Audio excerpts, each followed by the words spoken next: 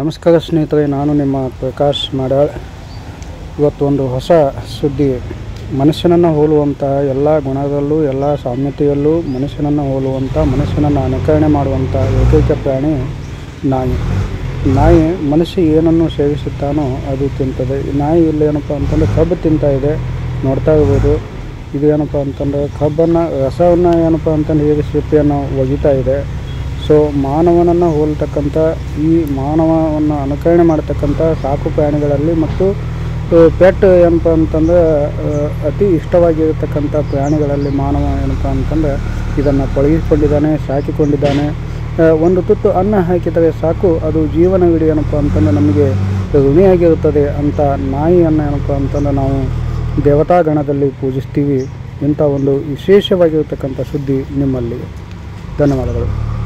ನಿರಂತರ ಹೊಸ ಸುದ್ದಿಗಳಿಗಾಗಿ ನೋಡ್ತಾ ಇರಿ PS news Kannada 24x7 live.